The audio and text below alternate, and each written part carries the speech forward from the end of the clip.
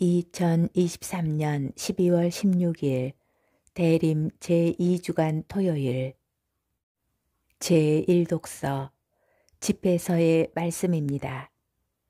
그 무렵 엘리야 예언자가 불처럼 일어섰는데 그의 말은 횃불처럼 타올랐다. 엘리야는 그들에게 굶주림을 불러들였고 자신의 열정으로 그들의 수를 감소시켰다. 주님의 말씀에 따라 그는 하늘을 닫아버리고 3번씩이나 불을 내려보냈다. 엘리야여, 당신은 놀라운 일들로 얼마나 큰 영광을 받았습니까?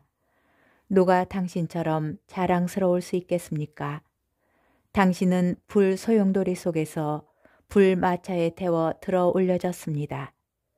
당신은 정해진 때를 대비하여 주님의 분노가 터지기 전에 그것을 진정시키고 아버지의 마음을 자식에게 되돌리며 야곱의 지파들을 재건하리라고 기록되어 있습니다.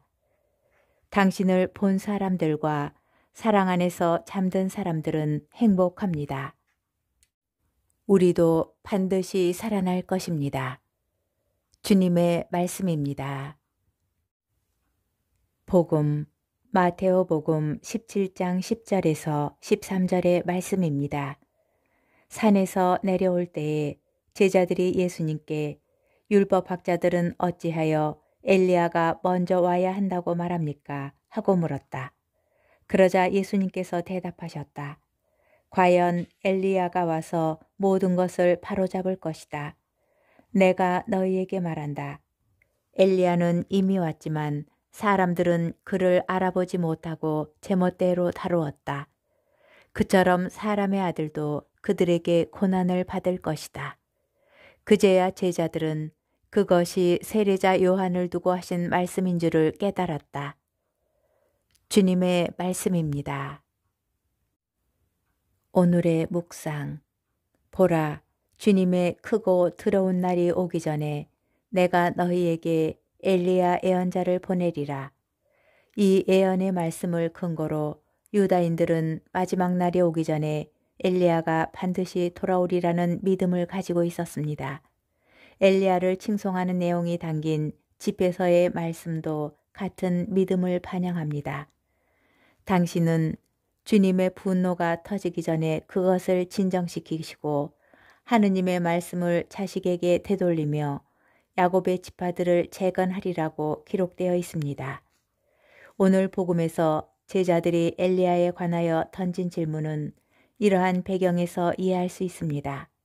산 위에서 목격한 예수님의 영광스러운 변모 사건과 부활에 관한 말씀을 바탕으로 그들은 마지막 때가 가까이 왔음을 깨닫습니다. 다만 율법학자들의 주장처럼 그 전에 오기로 한 엘리야는 과연 어떻게 설명되어야 하는지 제자들이 예수님께 묻는 것입니다. 예수님께서는 이렇게 대답하십니다. 엘리야는 이미 왔지만 사람들은 그를 알아보지 못하고 제멋대로 다루었다. 그처럼 사람의 아들도 그들에게 고난을 받을 것이다. 유다인들은 엘리야가 아직 오지 않았다고 생각하였지만 그는 이미 그들 곁에 와 있었습니다. 바로 세례자 요한이 돌아올 엘리야였던 것입니다. 결국 유다인들은 엘리야도 알아보지 못하였고 메시아도 알아보지 못하였습니다. 그토록 고대하던 두 분을 모두 제멋대로 다루며 죽음에 이르게 한 것입니다. 세례자 요한은 메시아의 선구자로 파견되어 그분의 길을 미리 닫고 준비하는 임무를 수행하였습니다. 그런데 메시아가 걸어야 할 길은 특히 순환과 십자가의 길이었습니다. 세례자 요한은 그 길 또한 마다하지 않았던 진정한 메시아의 선구자였습니다.